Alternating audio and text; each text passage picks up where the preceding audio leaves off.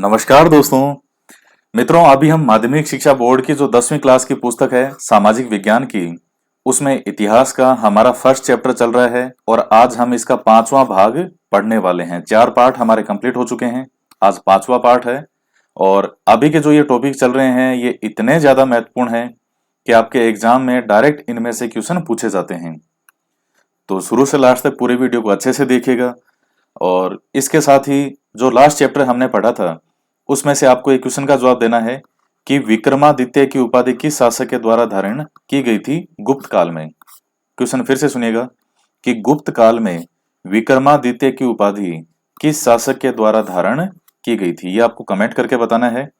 और वीडियो देखने से पहले वीडियो को एक बार लाइक जरूर कर दीजिए, शेयर भी करें हर जगह, फेसबुक पे, ग्रुप में। तो आइए हम पढ़ते हैं आगे।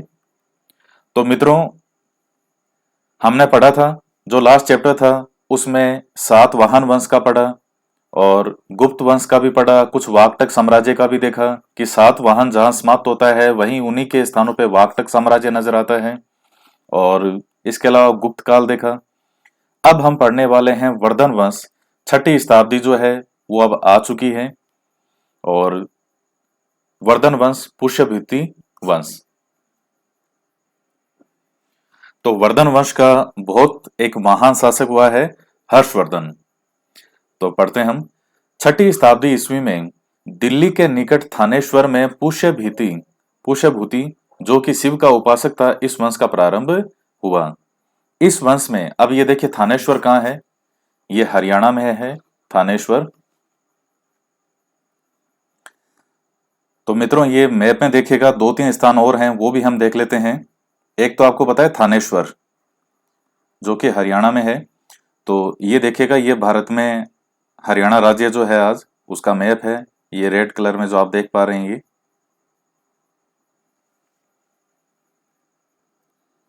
और ये देखिएगा इसमें कि ये रहा कुरुक्षेत्र। तो कुरुक्षेत्र के अंदर जो युद्ध भी हुआ था महाभारत का, तो ये जो कुरुक्षेत्र है यही है थानेश्वर। और ये है करनाल और ये है पानीपत। तो जो पानीपत के आप युद्ध पढ़ते हैं, 3 पानीपत के युद्ध होते हैं इतिहास में, वो यही पानीपत है। और करनाल यानी ये और कुरुक्षेत्र, इनके बीच में ये जो स्थान है यहां है तराइन। तो जो पृथ्वीराज चौहान के और मोहम्मद गोरी के युद्ध होते हैं, तराइन का युद्ध, वो इसी स्थान पर है बीच में। कुरुक्षेत्र और करनाल के बीच में जो मार्ग है यहां बीच में पड़ता है तराइन। तो मित्रों ये देखिएगा, तराइन जो है इसको वर्तमान में तरावड़ी कहते हैं और ऐतिहासिक नाम जो है वो इसका है तराइन। तो ये कुछ छोटी छोटी चीजें हैं, ये आप ध्यान में रखें। तो इस वंश में 3 राजा हुए, प्रभाकर वर्धन, राज्यवर्धन और हर्षवर्धन। प्रभाकर वर्धन की मृत्यु के बाद सिंहासन पर उसका बड़ा पुत्र राज्यवर्धन गद्दी पर बैठा, किंतु राज्याभिषेक के बाद राज्यवर्धन को युद्धों में उलझना पड़ा और बंगाल के गौड़ शासक शशांक द्वारा 606 ईस्वी में उसका वध भी कर दिया गया। इसके बाद उसका छोटा भाई हर्षवर्धन 606 ईस्वी से 647 तक शासक बना, जिसने 40 वर्ष तक राज्य करके अपनी कीर्ति का विस्तार किया। वह निसंतान था, अतः उसकी मृत्यु के साथ ही पुष्यभूति वंश का भी अंत हो गया। तो इसमें से सब चीजें आपके लिए महत्वपूर्ण है कि जो वर्धन वंश है, पुष्यभूति वंश भी कहा जाता है। जो पुष्यभूति था वो इसका वंश का संस्थापक माना जाता है। इसी वंश में आगे प्रभाकर वर्धन होता है। प्रभाकर वर्धन के संतान राज्यवर्धन, हर्षवर्धन। राज्यवर्धन जो बड़ा पुत्र होता है, इसकी मृत्यु हो जाती है किसके द्वारा? शशांक के द्वारा। इसके बाद हर्षवर्धन गद्दी पर बैठता है जो कि 606 ईस्वी से 647 तक रहा। इसके बारे में हमने पहले भी पढ़ा है पुस्तकों में। जिस समय हर्ष सिंहासन पर बैठा, राज्य की स्थिति अत्यंत संकटपूर्ण थी। गौड़ बंगाल के राजा शशांक ने उसके बड़े भाई राज्यवर्धन का वध कर डाला और उसकी छोटी बहन राजश्री अपने प्राणों की रक्षा के लिए किसी अज्ञात स्थान पर चली गई। हर्षवर्धन ने शीघ्र ही अपनी बहन को ढूंढ निकाला और कामरूप के राजा भास्कर वर्मा से संधि करके शशांक के विरुद्ध एक बड़ी सेना भेज दी। यद्यपि दक्षिण में उसकी सेनाओं को लगभग 620 ईस्वी में चालुक्य राजा पुलकेशिन द्वितीय ने नर्मदा नदी जो तट है उसके पीछे खदेड़ दिया था, पराजित कर दिया था। ये जो हर्षवर्धन है इसको पुलकेशिन द्वितीय ने पराजित कर दिया था। हर्ष के साम्राज्य की सीमाएं उत्तर में हिमाच्छादित पर्वतों, दक्षिण में नर्मदा नदी के तट, पूर्व में गंजाम और पश्चिम में वल्लभी तक विस्तृत थी। कन्नौज इस विशाल साम्राज्य की राजधानी थी। तो कन्नौज कहाँ है? वर्तमान यूपी में। जयचंद गहड़वाल जो आप पढ़ते हैं, पृथ्वीराज चौहान संयोगिता उस समय में, तो वो जो कन्नौज आता है वो यही कन्नौज है। और दोस्तों यहां से ही इस कन्नौज का महत्व बढ़ना शुरू होगा जब ये इनकी राजधानी होगी कन्नौज। कैसे? अब यहां से 3 महाशक्तियों में लगातार इस कन्नौज पर अधिकार करने के लिए संघर्ष होगा। 8वीं से 10वीं शताब्दी तक लगातार संघर्ष होगा कन्नौज पर अधिकार करने के लिए। बीच में किस किस में, जिसको त्रिपक्षीय संघर्ष भी कहते हैं। दक्षिण भारत के थे राष्ट्रकूट, इधर थे गुजर प्रतिहार, और बंगाल के थे पाल। इन तीनों में लगातार संघर्ष होता है कन्नौज पर अधिकार के लिए, और सफलता जो मिलती है वो किसको प्राप्त होती है? गुजर प्रतिहारों को प्राप्त होती है। तो मित्रों कन्नौज कहां पर पड़ता है? तो ये तो आपने देख लिया, ये हरियाणा है, यहां जयपुर है अपना राजस्थान का, और यहां से फिर ये आगरा। तो ये आगरा और लखनऊ की तरफ जाते हैं जब, तो इस स्थान पर यहां, इस जगह पर यहां पड़ता है कन्नौज। तो इस पर अधिकार के लिए संघर्ष होता है।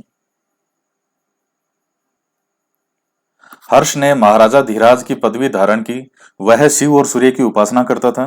बाद में उसका झुकाव महायान बौद्ध धर्म की ओर अधिक हो गया। वह प्रति 5वें वर्ष प्रयाग में गंगा और यमुना के संगम पर एक महोत्सव करके दान आदि करता था। यानी जो युद्ध से संबंधित सामग्री थी उनको छोड़ करके और बाकी जितनी भी जो संपत्ति थी वो दान कर देता था। चीनी यात्री ह्वेन सांग भी इसी प्रकार के छठे महोत्सव में सम्मिलित हुआ था। तो ये चीनी यात्री आपको ध्यान में रखने हैं। ह्वेन सांग किसके समय आता है? ह्वेन सांग हर्षवर्धन के समय। इसमें भी है और इसमें भी है, तो इससे ध्यान रख लीजिएगा। लास्ट जो चैप्टर हमने पढ़ा था उसमें हमने फाइयान चीनी यात्री के बारे में बात की थी। तो किस शासक के समय आया था वो, ये आपको कमेंट करके बताना है कि फाइयान, यहाँ गुप्त वंश का कौन सा शासक था जिसके समय फाइयान भारत आया था। यह भी चीनी यात्री था। तो मित्रों यह है हर्षवर्धन का साम्राज्य जो आप इसमें देख रहे हैं। वल्लभी गुजरात में है ये, और यहाँ ये देखिएगा संपूर्ण क्षेत्र, ये राजस्थान का भी देखिए कितना क्षेत्र है जो कि हर्षवर्धन का उस समय यहाँ राजस्थान, ये हरियाणा और ये पंजाब और ये क्षेत्र होते हुए यूपी बिहार ये सब क्षेत्र आ जाएंगे इसमें। बंगाल और ये यहाँ से ये उड़ीसा के क्षेत्र,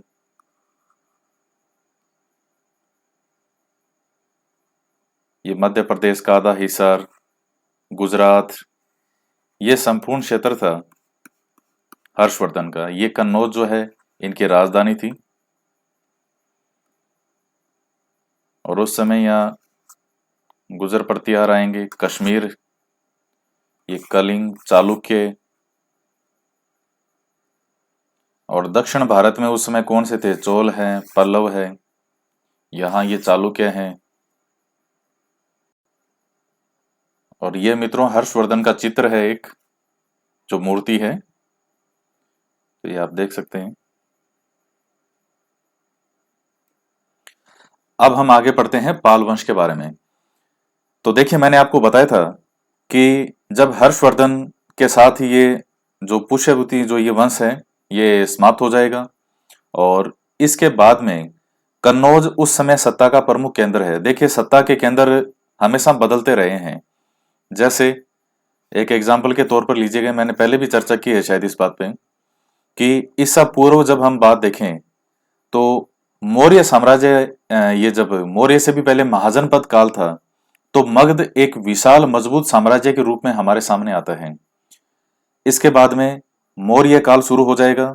मगध से ही जो इनका मेन स्थान है, मगध से पाटलिपुत्र जो है, आज का पटना, यह सत्ता का प्रमुख केंद्र बन चुका था। इसके बाद में आप यहां देखेंगे कि कन्नौज, ये इस समय सत्ता के प्रमुख केंद्र के रूप में सामने आता है। फिर जब आप मध्यकालीन इतिहास पढ़ते हैं, 1206 से आगे का, 1206 से लेकर के जो सल्तनत काल शुरू हो जाएगा, उस समय जब आप पढ़ेंगे तो उस समय सत्ता का प्रमुख केंद्र नजर आएगा दिल्ली, कि जो दिल्ली फतेह करेगा, इसका मतलब वो सबको जीत गया। तो इस तरह से सत्ता के जो केंद्र हैं वो समय समय के अनुसार बदलते रहे हैं। कोई एक स्थान नहीं रहा कि ये सत्ता का केंद्र है, लेकिन कोई भी एक मजबूत शासन जहां से स्थापित होता था, तो उसको मेन मान लेते थे कि अगर इसको विजित कर लिया तो मतलब सब कुछ विजित हो गया। तो हर्षवर्धन की मृत्यु के पश्चात में कन्नौज पर अधिकार करने के लिए बंगाल के पाल, राजस्थान के गुर्जर प्रतिहार और दक्षिण भारत के राष्ट्रकूटों में लगातार संघर्ष होता है, और अंतिम विजय किसको प्राप्त हो जाएगी? गुर्जर प्रतिहारों को।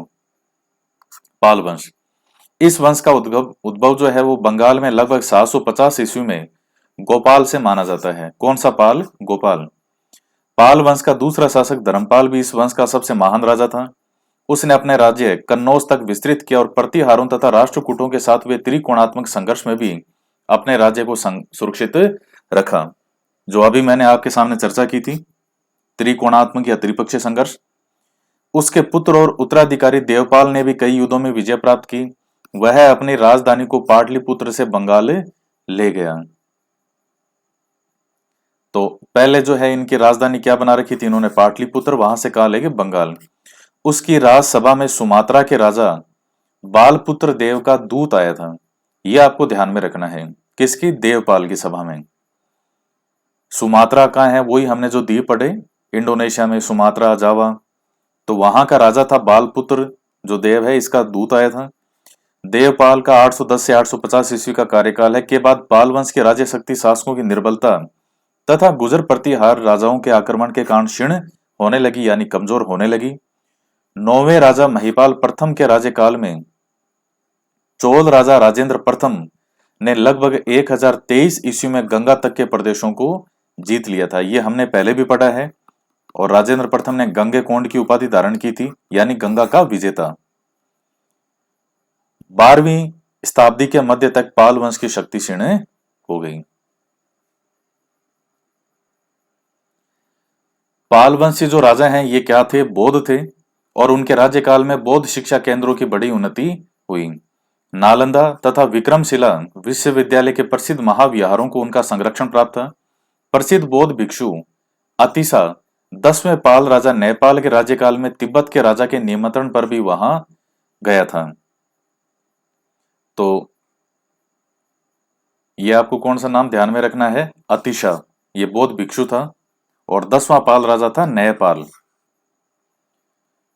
तो इसके समय पालवंशी राजा कला और वास्तुकला के महान प्रेमी थे। उन्होंने धीमान तथा विटपाल जैसे महान शिल्पियों को संरक्षण प्रदान किया। पाल युग के अनेक जलाशय दीनापुर जिले में अभी भी बने हुए हैं। तो ये कुछ कुछ वैसी फैक्ट हैं। अतिशा जो है ये बौद्ध भिक्षु था। हालांकि इसमें से कोई इतना पूछा नहीं जाता है एग्जाम के दृष्टिकोण से, कोई इतना महत्वपूर्ण मुझे लगी नहीं ये चीजें, ना ही इनमें से इतने कोई क्वेश्चन आते हैं, लेकिन इतनी चीज को ध्यान में रखने में कोई बुराई नहीं है। ये महान शिल्पी जैसे धीमान और विटपाल, तो ये पाल वंशों के जो पाल थे इन्हीं के संरक्षण में थे, ये आप ध्यान में रख सकते हैं। तो ये आपका पाल वंश है। अब हम पढ़ते हैं राष्ट्रकूट के बारे में। इस राजवंश की स्थापना दंती दुर्ग ने 736 ईस्वी में की थी। उसने नासिक को अपनी राजधानी बनाया। इस वंश में कितने शासक थे? 14 शासक हुए। तो राष्ट्रकूटों की जो स्थापना है किसके द्वारा की गई थी? राजवंश की स्थापना दंती दुर्ग के द्वारा की गई थी 736 ईस्वी में। राजधानी किसको बनाया? नासिक को, महाराष्ट्र में। दंती दुर्ग वातापी के चालुक्यों के अधीन सामंत था। देखिए जो चालुक्य हैं इनकी कई शाखाएं थी दक्षिण भारत में, उसमें एक वातापी के चालुक्य भी थे। इनके अधीन एक सामंत था। उसने अंतिम चालुक्य शासक कीर्ति वर्मा द्वितीय को पराजित करके और दक्षिण में चालुक्यों की सत्ता समाप्त कर दी। कर्षण प्रथम ने एलोरा के सुप्रसिद्ध कैलाशनाथ मंदिर का निर्माण करवाया। यह कर्षण प्रथम कौन सा शासक है? राष्ट्रकूट का। इस वंश के चौथे शासक ध्रुव ने गुजर प्रतिहार शासक वत्सराज को पराजित किया और पांचवें शासक गोविंद तृतीय ने गुजर प्रतिहार शासक नागभट्ट द्वितीय और पाल शासक धर्मपाल को भी पराजित किया। इस पर देखिए मैंने एक वीडियो बना रखा है, राष्ट्रकूट शासकों का बना रखा है, आपको इंडियन हिस्ट्री में मिल जाएगा। राष्ट्रकूट पाल उनके बारे में बता रखा है, मतलब डिटेल में है। और इसके साथ ही गुजर प्रतिहारों से संबंधित भी 2 वीडियो अपलोड कर रखे हैं, 15-15, 20-20 मिनट के वीडियो हैं। तो उसमें तीनों राजवंशों के बारे में बताया गया है, पाल, राष्ट्रकूट और गुजर प्रतिहार, तो उनको आप देख लीजिएगा। तो इस वंश का जो चौथा शासक था ध्रुव, उसने गुजर प्रतिहार शासक वत्सराज को पराजित किया। यह आपसे पूछ सकता है कि वत्सराज को पराजित किसने किया? ध्रुव ने पराजित किया था। और पांचवा शासक था गोविंद तृतीय, उसने गुजर प्रतिहार शासक नागभट्ट द्वितीय और पाल शासक धर्मपाल को पराजित किया। इसका मतलब गोविंद तृतीय जो है वो बहुत वीर और प्रतापी शासक था। उसने राष्ट्रकूटों के साम्राज्य को मालव प्रदेश से कांची तक विस्तृत कर दिया। छठा शासक था अमोघ वर्ष, यह शांति प्रिय था।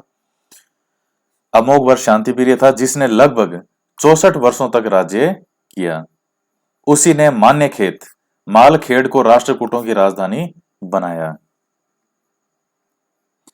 तो दोस्तों ये जो मान्यखेत है मालखेड़, ये वर्तमान में कहां पर है? तो ये छोटी छोटी चीजें, इनको आप खुद भी सर्च करते रहिए और अच्छे से समझेंगे। मान्यखेत जिसको वर्ड आप मालखेड़ कहते हैं, और ये स्थान है कहां पे? तो वर्तमान जो स्टेट है भारत का वो है कर्नाटक, इसके अंदर है। और कौन सा इसमें जिला कौन सा लगता है? गुलबर्ग। तो इसमें यह स्थान है मान्यखेत, इसी को ही मालखेड़ कहते हैं। अरब यात्री सुलेमान ने अमोघ वर्ष की गणना विश्व के तत्कालीन 4 महान शासकों में की थी। तो यह आपको ध्यान में रखना है। सुलेमान जो आता है अरब यात्री, इसने अमोघ वर्ष की गणना विश्व के तत्कालीन 4 महान शासकों में कर्षण द्वितीय और इंद्र तृतीय ने कन्नौज के तत्कालीन शासक महिपाल को पराजित करके भागने को विवश कर दिया। 12वें शासक कर्षण तृतीय के शासनकाल में राष्ट्रकूटों का दक्षिण के चोल शासकों से एक दीर्घकालीन संघर्ष आरंभ हुआ। देखिए दोस्तों, आपको ये नाम अभी एक जैसे से लग रहे हैं क्योंकि मिलते जुलते से नाम है। गुजर प्रतिहार में इसमें कोई प्रथम इसमें है, उसमें द्वितीय, गोविंद तृतीय, इसमें कृष्ण तृतीय। लेकिन आप 3-4 बार इनको पढ़ेंगे, थोड़ा सा डिटेल में पढ़िएगा। आपकी पुस्तक में कोई भी गाइड है आपके पास या कोई भी ऑथेंटिक किताब है, उसमें आप थोड़ा सा इनको डीपली पढ़ें और समझने का प्रयास करें, तो आपके नाम में कंफ्यूजन नहीं होगा।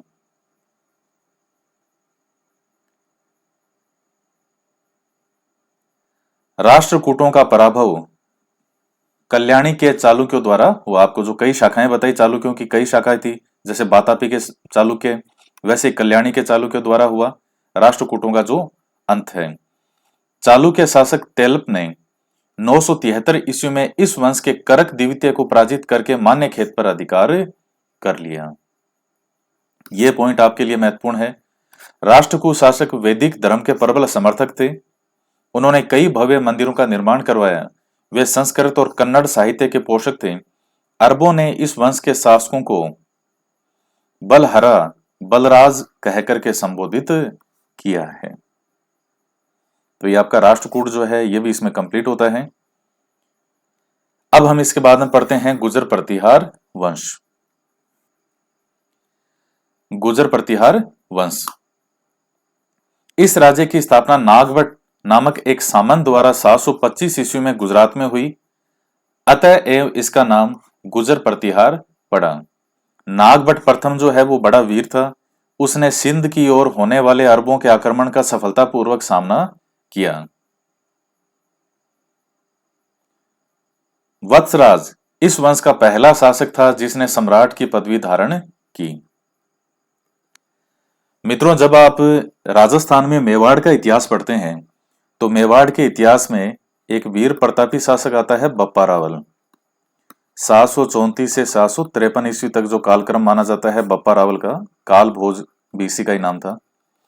तो उसमें एक जगह आप पढ़ते हैं कि बप्पा रावल ने गुजर प्रतिहार शासक नागभट्ट प्रथम के साथ मिलकर जो मोहम्मद बिन कासिम था, जो सिंध की ओर से अरबों का पहला आक्रमण हुआ था, उसको भी पराजित कर दिया था, भगा दिया था, उनको खदेड़ दिया था।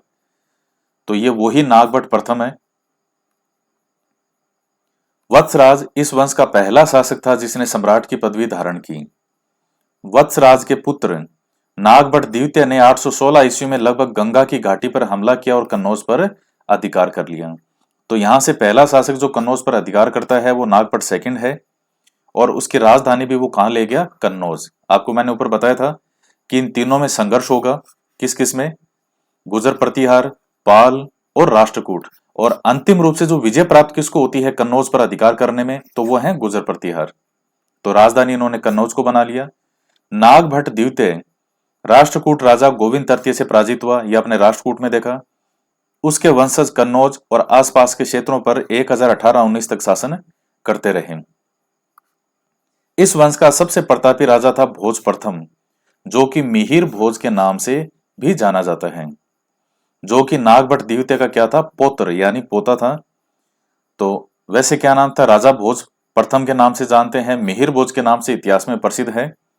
और ये वही मिहिर भोज है जिसने आदि वराह की उपाधि धारण की थी। आदि वराह माने विष्णु। अरब व्यापारी सुलेमान इसी के समय भारत आया था। ये कई बार पूछा जाता है, जो अरब यात्री हैं ये आपको ध्यान में रखने हैं। अगला सम्राट महेंद्रपाल था, जो कर्पूर मंजरी नाटक के रचयिता महाकवि राजशेखर का शिष्य और संरक्षक था। तो अब इसके बाद में कौन बना? महेंद्रपाल। और राजशेखर जो थे, इन्होंने किसकी रचना की थी? कर्पूर मंजरी की। तो इस नाटक के रचयिता थे राजशेखर, इनका शिष्य भी था महेंद्रपाल, और इनका क्या था? संरक्षक भी था। इन्हीं के दरबार में रहते थे ये। महिपाल के समय गुजर प्रतिहार राज्य का पतन होने लगा। उसके बाद के राजाओं भोज द्वितीय, विनायकपाल, महेंद्रपाल द्वितीय, देवपाल, महिपाल द्वितीय और विजयपाल ने 1013 ईस्वी तक अपने राज्य को कायम रखा। तो अब इन शासकों के नाम भी आप ध्यान में रखिएगा। भोज द्वितीय, विनायकपाल, महेंद्रपाल द्वितीय, देवपाल, महिपाल द्वितीय, विजयपाल। अभी आरएस प्री का जो एक एग्जाम हुआ था, जो भी पिछले एग्जाम हुआ आरएस में, उनमें एक एग्जाम में पूछा गया था कि कौन सा शासक इनमें से नहीं था, नाम नहीं था गुजर प्रतिहारों में। तो अभी मिलते जुलते से लगते हैं सबके, तो आप ध्यान में रखें इनको। महमूद गजनवी के हमले के समय कन्नौज का शासक था राज्यपाल। राज्यपाल बिना लड़े ही भाग खड़ा हुआ। बाद में उसने महमूद की अधीनता स्वीकार कर ली। इससे आसपास के राजपूत राजा बहुत नाराज हुए। महमूद गजनवी के लौट जाने पर कालिंजर के चंदेल राजा गंड के नेतृत्व में राजपूत राजाओं ने उसे मार डाला और उसके स्थान पर त्रिलोचन पाल को गद्दी पर बैठा दिया। तो ये इसने पहले भाग खड़ा हुआ राज्यपाल महमूद गजनवी से, और बाद में इसकी अधीनता भी स्वीकार कर ली। तो आसपास के दूसरे शासक थे वो नाराज हुए और इन्होंने इसको मार डाला, इसके स्थान पर त्रिलोचन पाल को गद्दी पर बैठा दिया। कन्नौज में गहड़वाल अथवा राठौड़ वंश का उद्भव होने पर 11वीं शताब्दी के द्वितीय चतुर्थांश में बाड़ी के गुजर प्रतिहार वंश को सदा के लिए उखाड़ दिया गया, और गुजर प्रतिहार वंश के शासकों ने अरबों को आगे नहीं बढ़ने दिया। तो मित्रों, जो गुजर प्रतिहार कन्नौज पर अधिकार कर लेते हैं और बाद में 11वीं शताब्दी के अंदर गहड़वाल, जो राजपूतों की गहड़वाल शाखा है, जो आप जयचंद गहड़वाल पढ़ेंगे आगे, वो इसी गहड़वाल वंश के इसी कन्नौज से आगे निकलते हैं। तो हालांकि ये सभी आपस में लड़ते रहे, शासक जो थे, राष्ट्रकूट हैं, इधर पाल हैं जो बंगाल के पाल थे, गुजर प्रतिहार हैं, ये लगातार आपस में लड़ते रहे, संघर्ष करते रहे सभी शासक। लेकिन गुजर प्रतिहार शासक बहुत मजबूत शासक थे, और एक फायदा यहां जरूर हुआ उस समय, और वो ये था कि जो इधर से आने वाले अरब आक्रमणकारी हैं वो कभी भी यहां से आगे नहीं बढ़ पाए। इन शक्तियों ने, यहाँ की जो ये शक्तियां थी, इन्होंने इनको रोके रखा। तो ये टॉपिक आपका कंप्लीट होता है। मित्रों, ये एक नक्शा है, इसमें देखिएगा गुजर प्रतिहार और राष्ट्रकूट राज्य। और ये जो आपको बीच में ये डॉट डॉट ये जो लाइनें देख रही हैं, ये विवादित क्षेत्र हैं। तो इसमें ये देखिएगा कौन से, ये गुजर प्रतिहार है, यहाँ पे ये परमार हैं। जो परमार हैं इनमें भी राजा भोज हुआ है। गुजर प्रतिहारों का मिहिर भोज अलग है, परमारों का राजा जो भोज हुआ है वो अलग है, जिसने चित्तौड़ के किले में त्रिभुवन नारायण शिव मंदिर का निर्माण करवाया था। परमार राजा भोज 1021 से 31 ईस्वी के बीच में चित्तौड़ के किले में भी रहा था। और इधर ये अरब हैं, ये मुल्तान के अरब ये इस तरफ जो हैं, लेकिन ये कभी आगे नहीं बढ़ पाए इन शक्तियों के कारण। यहाँ कश्मीर, ये नेपाल, ये चंदेल शासक, ये कलिंग, ये उत्कल, पाल, ये राष्ट्रकूट, ये चोल, ये पांडे।